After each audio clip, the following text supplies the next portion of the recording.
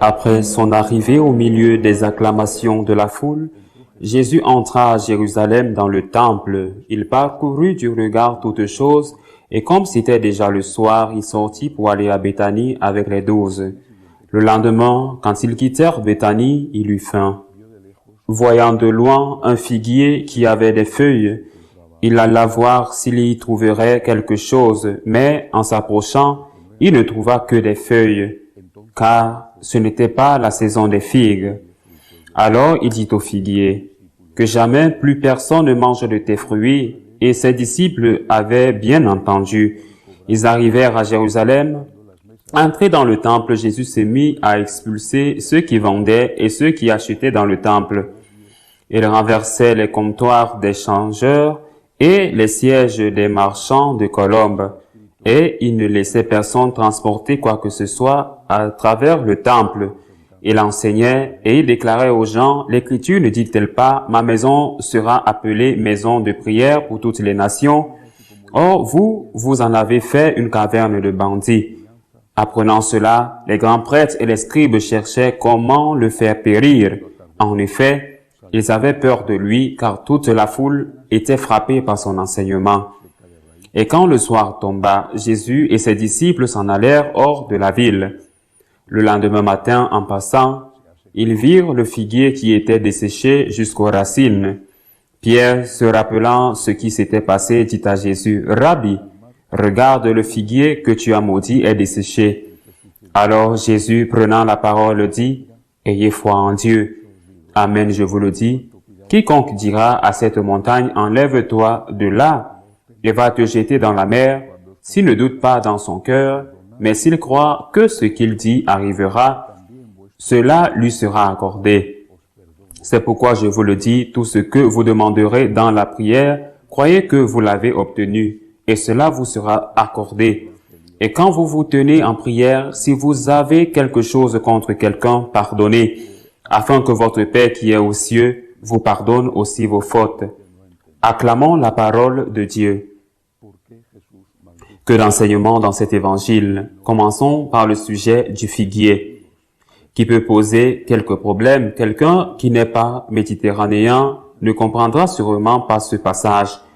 Pourquoi Jésus maudit-il un figuier qui ne porte pas de figues, alors que ce n'est pas la saison des figues?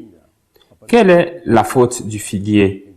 Mais il faut savoir que les figuiers portent, ou du moins certains figuiers, pas tous, portent deux types de fruits.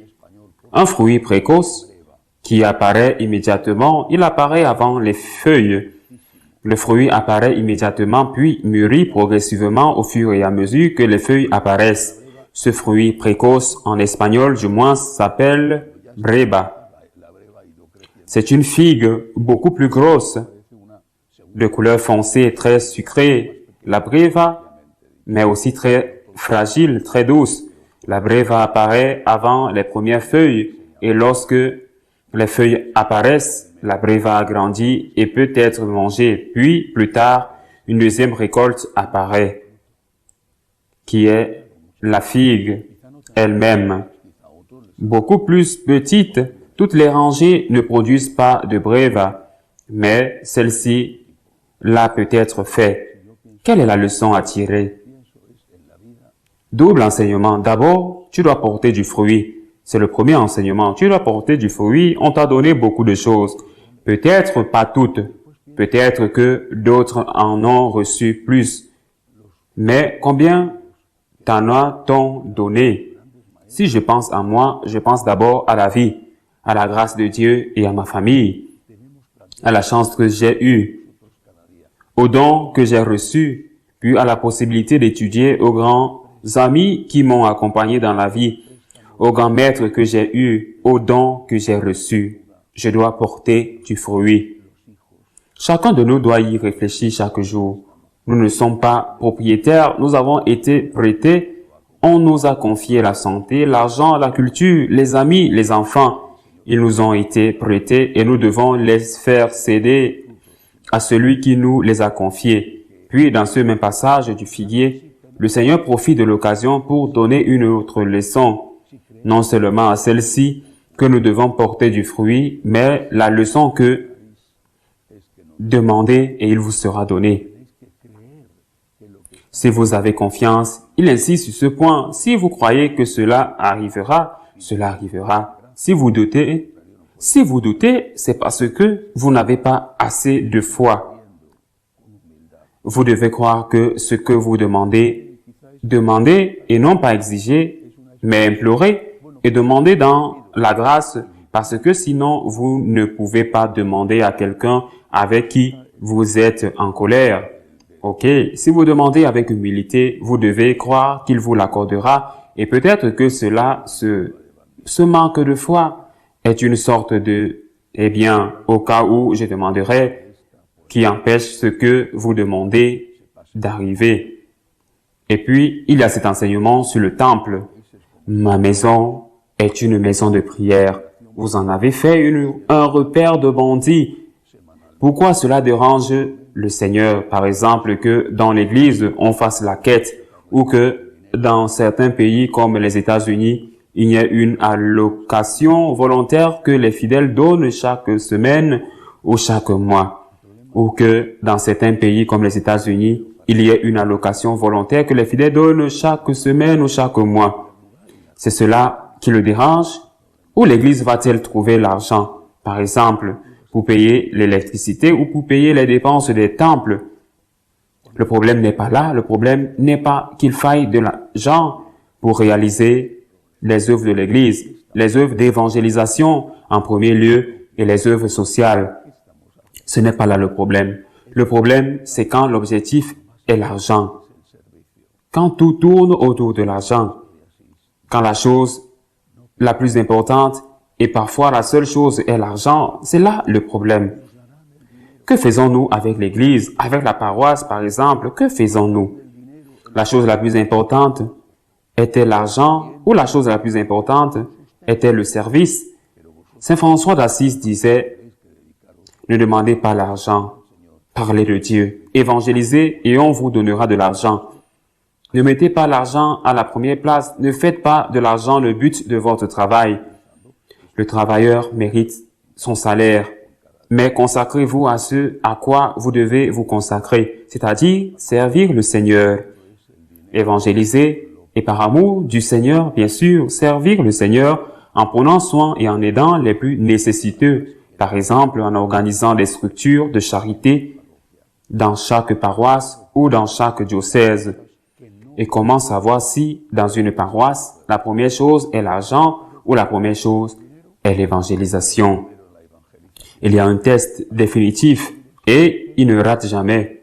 Dans cette paroisse, quelle est la place des choses qui ne rapportent pas d'argent? C'est le test. Dans cette paroisse, l'argent prime-t-il ou l'évangélisation prime-t-elle?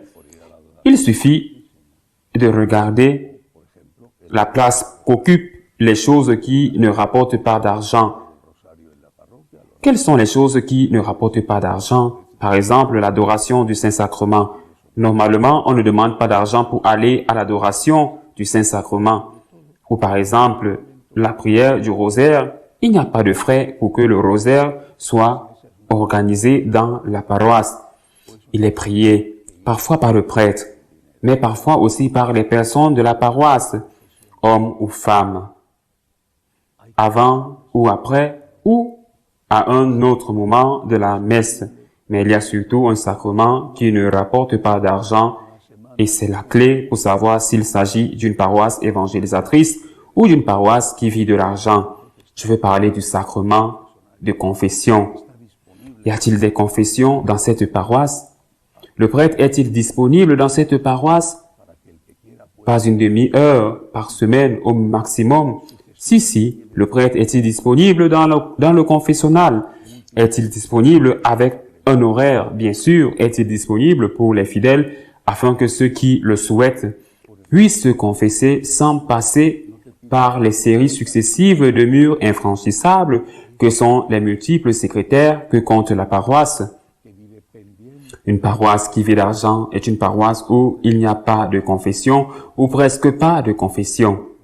Une paroisse qui pense au bien des paroissiens est une paroisse où, au moins dans la mesure de ses possibilités, parce que parfois les prêtres ont un travail extraordinaire, surtout s'ils gèrent plusieurs paroisses, ou dans la mesure de ses possibilités, le prêtre a un horaire pour les confessions.